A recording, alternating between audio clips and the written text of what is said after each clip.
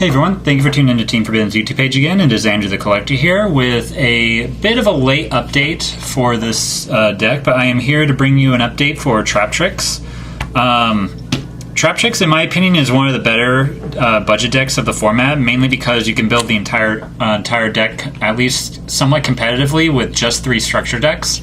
And if you have any extra funds left over, you can fill in the gaps with any other good staples that you would prefer to have.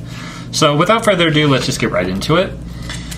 So starting out, we're going to start with the most important one, Traptrix Mermello. She is your main normal summon. All the Traptrix monsters, if you don't know, all the main deck ones are unaffected by the effects of whole normal trap cards. So basically, if you go against a mirror match, then you're pretty much good to go. By the way, the mirror match is pretty insane and really annoying, so just keep an eye out for that.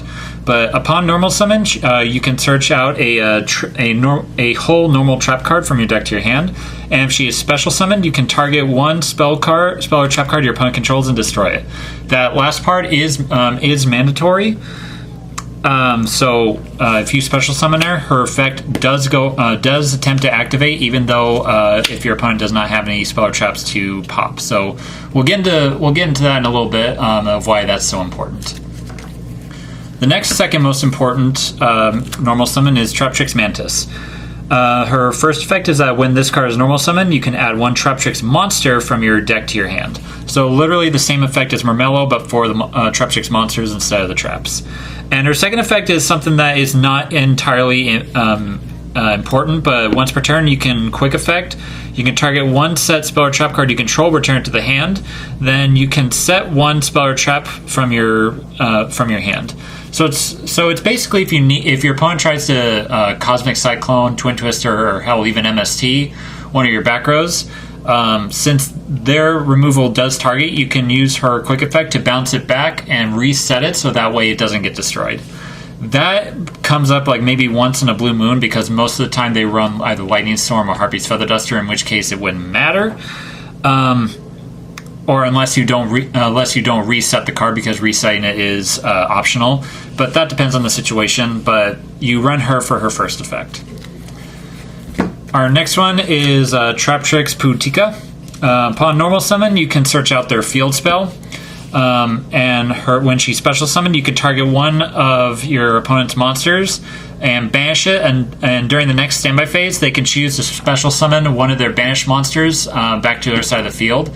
It's worded that way, so that way when one of the monsters does come back next turn, you can choose to activate one of your trap cards if you have any of them set. But a lot of people run max it out on 3, but I prefer 2. I prefer 3. I'm sorry, they choose to max it out at 2, but I prefer to run 3 because the field spell is just that important, and so far I haven't had any problems with it. Because a lot of the times you don't open with your field spell in hand, and even if you do and you normal summon to search out your second copy, it's a good ash bait. And we're also running 3 of Traptrix Arachnocampa. Her effect is that her continuous effect is that the first time a set spell or trap card that would be destroyed by card effects, it is not destroyed. So basically, this is good protection. And if you control a Traptrix monster, quick effect, you can special summon this card from your hand, but you cannot special summon monsters for the rest of the turn, except for insect and plant monsters. Keep that in mind.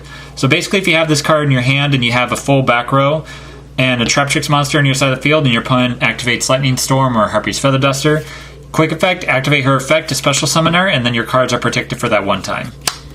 But keep in mind that it is only one time, so if they try to do something again, then they will be destroyed. So just keep that in mind. And Rain 2, Dinoia. Her effect is that when she's normal summoned, you can target a Traptrix monster in your graveyard and special summon it in defense. And when this card is special summoned, you can target a normal hole trap card in your graveyard and set the target, but banish it during the end phase of the next turn if it's still on the field. So good recursion, but I only run 2 of them because it's better to get to special summon it off of your Link monster, which we'll get into in a second. And by the way, stay tuned till the end of the video because I am going to do a quick combo tutorial. And then we're just running 1 of the Traptrix Versuklo. Her effect is that you can only activate each one of her effects per turn. You can send one set trap card you control to the graveyard and special summon this card from your hand. Not a quick effect, so it's not as good as Arachnicampa. If you control no cards in your spell and trap card zone, you can banish this card from your graveyard and target one whole card in your graveyard and set it to your side of the field. So it's okay, but it's not good enough to be any more than one. But out of all the other Traptrix monsters that you could run, she's definitely the better one.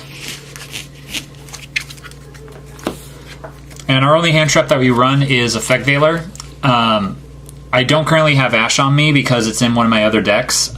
So replace this with Ash Blossom and you'll be good to go. But if you don't have access to Ash Blossom, which I don't know why you would because they are in the structure deck, Effect Veiler is a good second card. Now to the spells. We run 3 of their Destiny Draw, basically, or their Allure of Darkness. Discard 1 level 4 insect or plant monster, or 1 normal trap card, any trap card, and then draw 2 cards.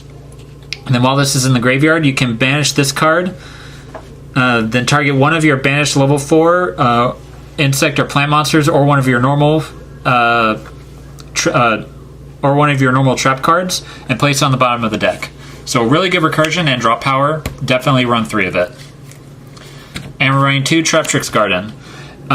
During your main phase, you get an additional normal summon of a Traptrix monster, and the first time an insect or plant monster you control would be destroyed by battle each turn, it is not destroyed. And its third effect is that you can banish 1 monster you control to special summon 1 Traptrix monster from your hand or graveyard. So really good recursion, really good protection, and the normal summon is the best part of it, and it's all around just great. Speaking of extra normal summons, I am running 3 Time Tearing Morganite. This is the first time this card's been introduced on the channel, so those of you who don't know, upon activation for the rest of the duel after apply these effects, you can't activate any hand traps. You draw 2 cards instead of 1 during your normal draw phase during each draw phase, and you can conduct 2 normal summons or set, not just 1. And its second effect is that you can banish this card from your hand to the graveyard and discard a Time Rendering Morganite, and your opponent cannot activate monster effects when you normal summon. So its second effect is okay protection, but being able to draw 2 instead of 1 during each of your draw phases. By the way, you cannot Ash that. Keep that in mind, because upon activating this card, you don't draw anything. This changes the game state of the duel. So this card cannot be Ashed. And you get an additional normal summon. So this, in combined with Traptrix Garden, you can basically have 3 normal summons. That's insane. But do keep in mind that if you have Effect Veiler or even Arachnicampa in your hand, make sure you use these cards first before you activate Morganite. Because if you activate this, these will basically be dead in your hand. So just keep that in mind. And then our last spell is 1 Call by the Grave or Begone Demon Child, because we can only have 1. Konami, please bring it back to at least 2, or hopefully 3. Now off to the traps, which is where this deck really shines. 3 Traptrix Holita. Sorry, I'm butchering that name. You can activate this card the turn it was set by discarding a normal trap, and then special summon this card in defense position as a normal plant monster with 2400 defense, 400 attack, and it's a level 4 Earth plant type. You can banish this card. You can also banish this card from your graveyard to target a Traptrix monster in your graveyard to special summon it.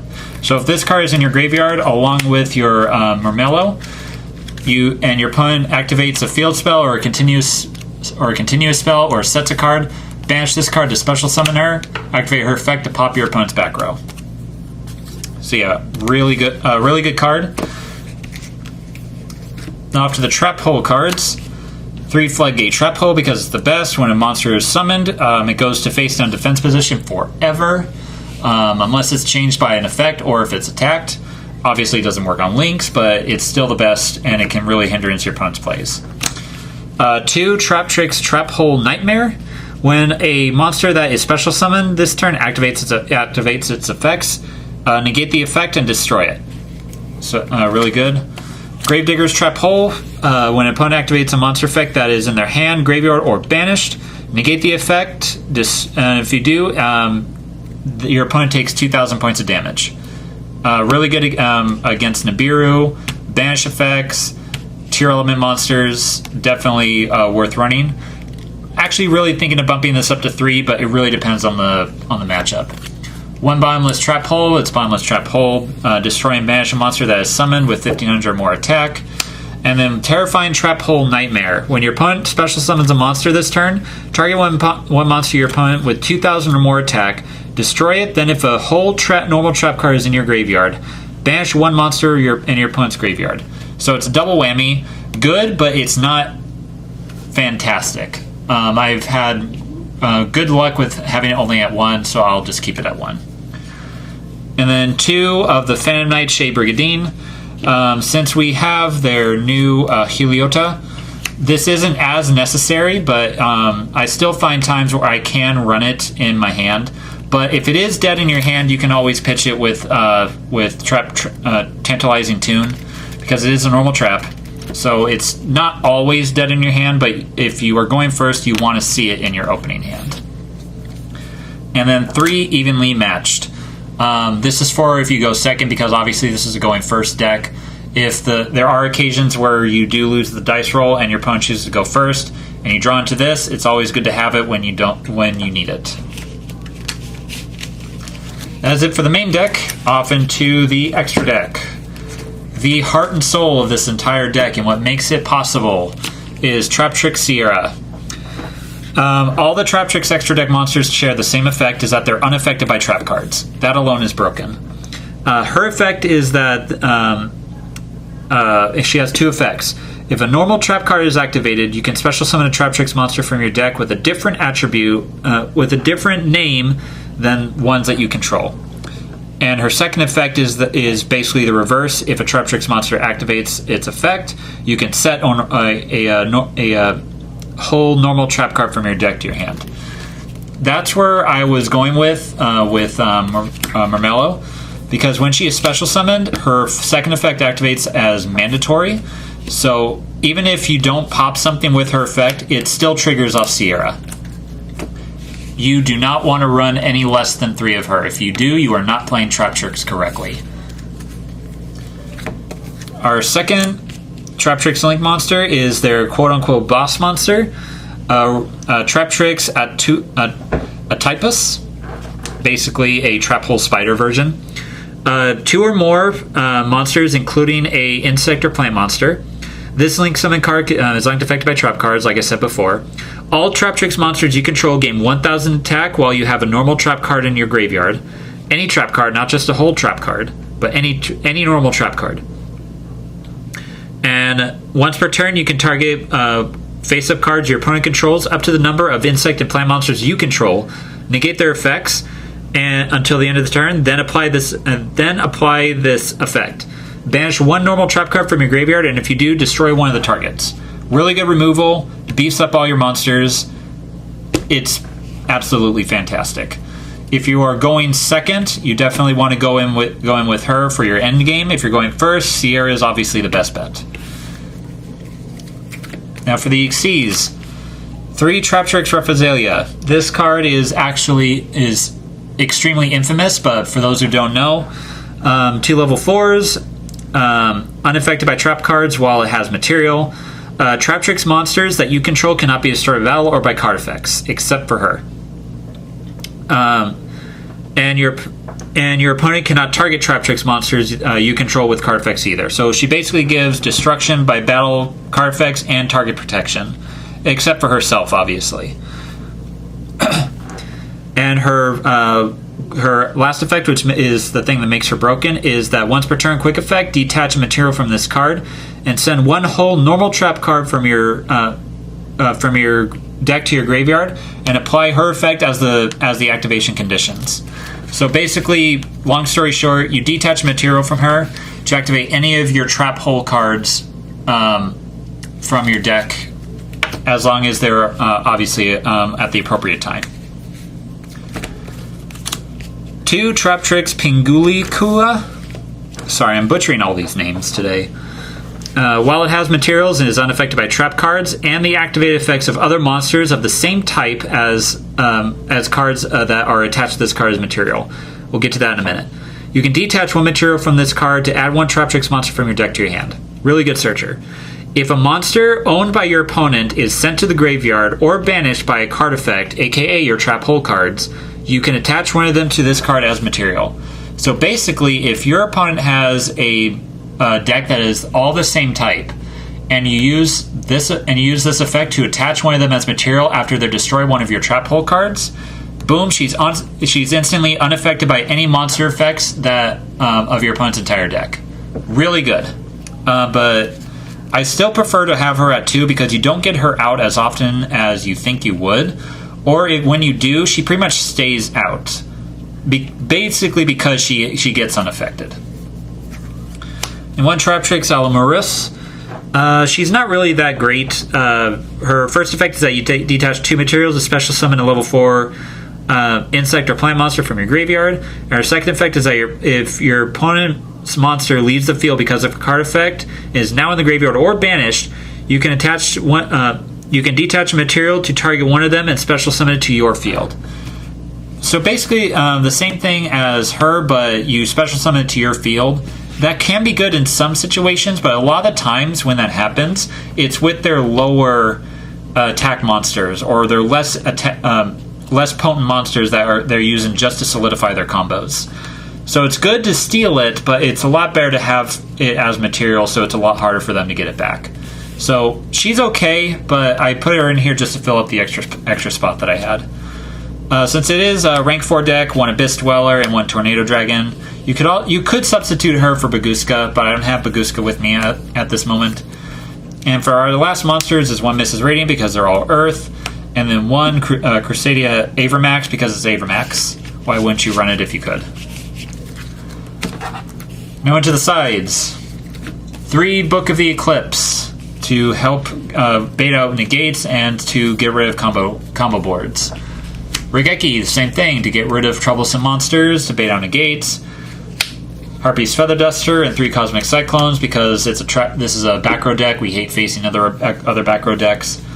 3 Dark Bribes to help solidify your Omni negates, and 2 Dimensional Barrier because it's Dimensional Barrier. It shuts off any deck that doesn't focus on link monsters. Alright, so let us go ahead and real quick get right into a combo tutorial.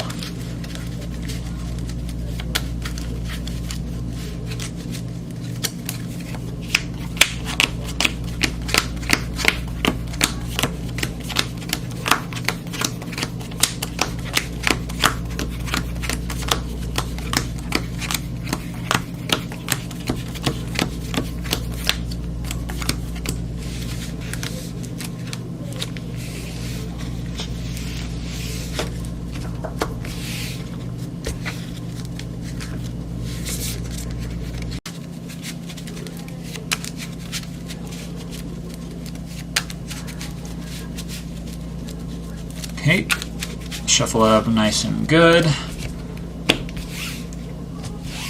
Cut and tap. Alright, draw our 5 cards. Okay, not too bad. Not the greatest, but it's definitely good. So for what we want to do is, before anything, we're going to activate Time Tearing Morganite. Let's get that out of the way, since we don't have any hand traps that we can activate right now. Use our first normal summon for Mantis. Activate her effect to search out for a monster. Normally I would go for Mamelio, but in this case I'm going to go with Pudica. For our last regular normal summon, we're going to normal summon... Sorry, I'm going to take that back. And after that we're going to link into Sierra. We're going to use our second normal summon from Morganite. Activate her effect to search. Grab our field spell. And since we activated a Traptrix monster, we're going to activate Sierra's effect to set a trap card. If we didn't have it, we would go for this one, but since it's already in our hand, we can just get any other normal trap card. So in this case, I'm going to go with Bottomless. Go ahead and set that. Then I'm going to activate the field spell. Then I'm going to set my Heliota. Then I'm going to activate it by pitching Floodgate Trap Hole in hand to special summon it. Since he activated a trap card, Sierra's second effect will happen to special summon Dinoia. Since Dinoia was special summoned, I'll use her effect to target Floodgate Trap Hole in hand or in graveyard to set it back to my side of the field. Then we are going to overlay.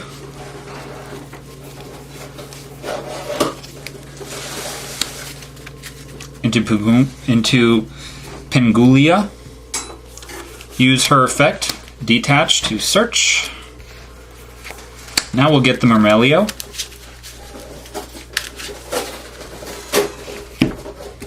And we'll use our third normal summon off of Garden to get to summon Murmelio. Her effect goes off to search out another spell or another trap hole. This time we're going to get Gravediggers.